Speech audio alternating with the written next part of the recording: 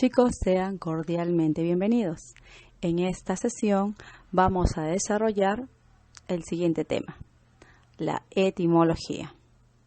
Empecemos. Antes de comenzar con el tema, necesitamos recordar, chicos, qué es la lingüística. Nosotros sabemos muy bien que la lingüística es una ciencia que se encarga de estudiar la estructura y el funcionamiento del lenguaje. Ahora, para estudiar cada uno de estos aspectos del lenguaje, la lingüística se vale de un conjunto de disciplinas. Una de estas disciplinas es la etimología, objeto de estudio de nuestra clase de hoy. Entonces, surge la siguiente interrogante. ¿Qué es la etimología? ¿Qué debo entender por etimología? Bueno, vamos con la respuesta. La etimología es una disciplina de la lingüística, como ya lo acabamos de decir, que se encarga ¿de qué? De estudiar el origen y la evolución de las palabras, tanto en su significado como en su forma. Es decir, la etimología analiza cómo una palabra se va a incorporar a nuestro idioma, cuál es su fuente y cómo varían sus formas y sus significados con el transcurso del tiempo.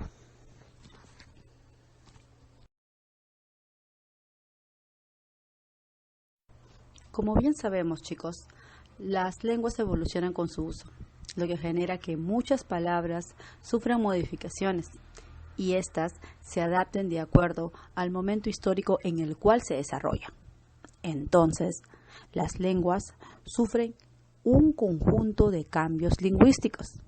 Estos cambios lingüísticos pueden ser de tipo semántico, morfológico o fonético. En este caso, veamos el cambio semántico. Cuando hablamos de cambio semántico, ¿qué es un cambio semántico? Pues, como ustedes recordarán, la semántica se refiere al significado. Por lo tanto, un cambio semántico es una alteración del significado en un determinado transcurso del tiempo. Por ejemplo, tenemos el término bárbaro. Nosotros sabemos muy bien que la primera acepción de bárbaro que encontramos en el diccionario es que no pertenece al Imperio Romano. O, es decir, se refiere a aquella persona que no pertenece a un determinado territorio. Ese significado lo encontramos en nuestro diccionario enciclopédico, pero ese significado corresponde a un tiempo histórico anterior, donde se utilizaba comúnmente esta palabra. Actualmente, si tú buscas en el diccionario, vas a encontrar que el término bárbaro es un adjetivo que se utiliza ¿para qué? Para señalar a una persona que no tiene buenos modales o que carece de una formación académica adecuada. Entonces dices tú, ¡ay, eres un bárbaro! Porque no tiene unos modales adecuados para comportarse en determinadas circunstancias. Pero no te estás refiriendo en ningún momento a que no pertenezca a un determinado sitio. Entonces, con eso estamos ejemplificando a qué hacemos alusión con cambio semántico.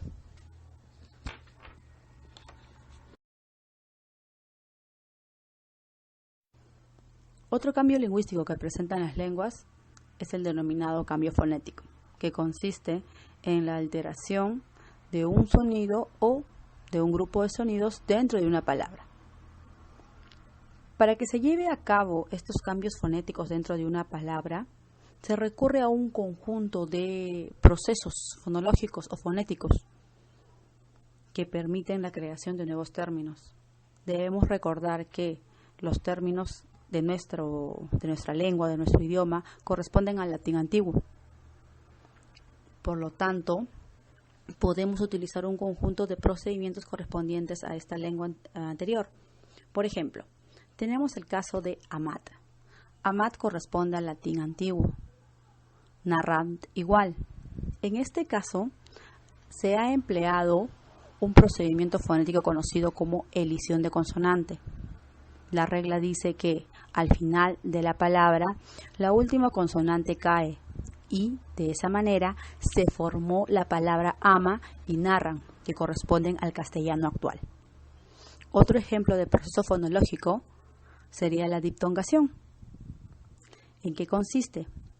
En hacer que una vocal se vuelva diptongo. Por ejemplo, tienes portam y tienes mortem. ¿Qué ha sucedido primero en esta palabra? La caída de la consonante en final de palabra, la elisión consonántica.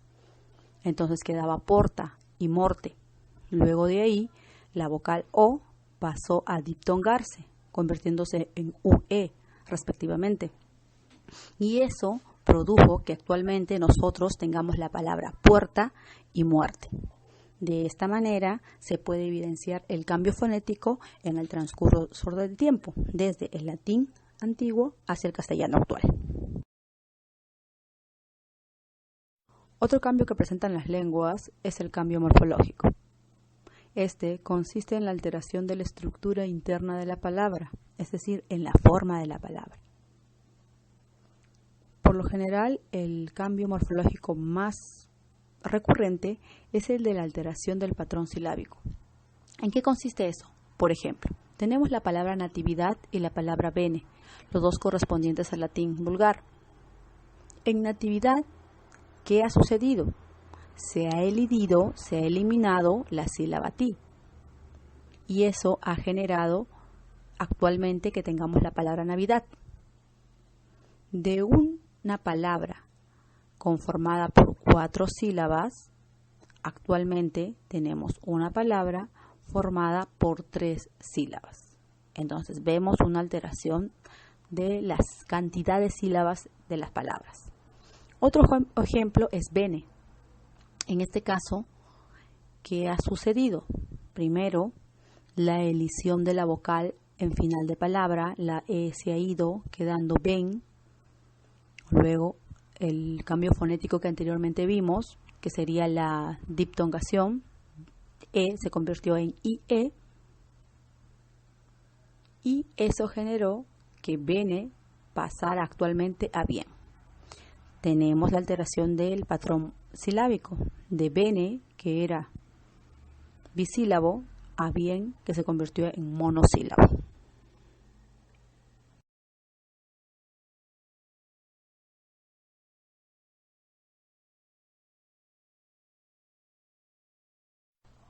Ahora que ya sabemos en qué consiste un cambio lingüístico, es bueno que recordemos, chicos, cuál es la estructura de una palabra. ¿Por qué? Por lo siguiente.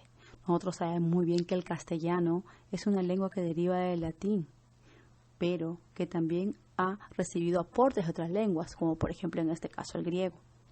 Y por lo tanto nosotros debemos saber cuáles son las raíces y los afijos griegos y cuáles son los latinos.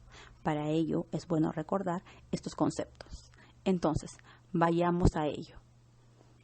¿Cuáles son los elementos constituyentes de una palabra? Tenemos 2, la raíz y los afijos. ¿Qué es una raíz? Es la mínima unidad significativa, es decir, es el concepto que tiene una palabra. ¿Qué es un afijo? Son los morfemas que complementan la información de la raíz, y esta se puede dividir en prefijo, sufijo e infijo.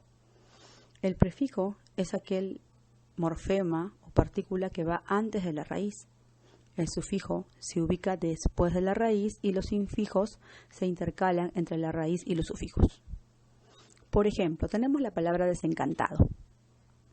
¿De qué palabra viene desencantado? ¿De qué palabra proviene? De encantar. Entonces, veamos. Encant vendría a ser la raíz, porque tiene el concepto básico. Des vendría a ser el prefijo, pues se encuentra antes de la raíz. Vayamos a la periferia. O vendría a ser el sufijo, porque se encuentra después de la raíz. Y tenemos un elemento más, que vendría a ser ado, que se denomina infijo porque se encuentra entre la raíz encant y el sufijo o. De esta manera hemos recordado cuáles son los elementos que conforman una palabra. Vayamos al siguiente punto. Ya vamos finalizando el tema. A continuación vamos a presentar un conjunto de ejemplos de étimos griegos y latinos. Hemos dicho en varias oportunidades que el castellano proviene del latín, pero también hemos afirmado de que tenemos bastante influencia del griego. Por lo tanto, las raíces y afijos de nuestro idioma provienen de estas dos lenguas madres. Tenemos, por ejemplo, el caso de tierra, que en el latín sería ter y en el griego geo, y estos dos étimos forman parte de nuestro vocabulario. En el caso de hidrógeno, que es un término de origen griego, está formada por los étimos hidro y gen, que significan agua y origen respectivamente. Entonces, ¿cuál sería el significado etimológico de hidrógeno? A, que tiene su origen en el agua. En cuanto a la palabra acuático, es un término de origen latino, formado también por los étimos aqua e ico. ¿Cuál sería el significado etimológico de acuático? Relativo al agua. Muy bien, chicos. Con esto hemos finalizado el tema de etimología. Debemos recordarles a ustedes y recalcarles que al estudiar la etimología, nosotros aumentamos nuestra comprensión sobre el significado preciso de algunas palabras, ampliamos nuestro vocabulario y de esa manera también perfeccionamos nuestra ortografía. Por eso es muy importante estudiar la etimología de los términos. Conmigo será hasta otra oportunidad. Gracias, nos vemos.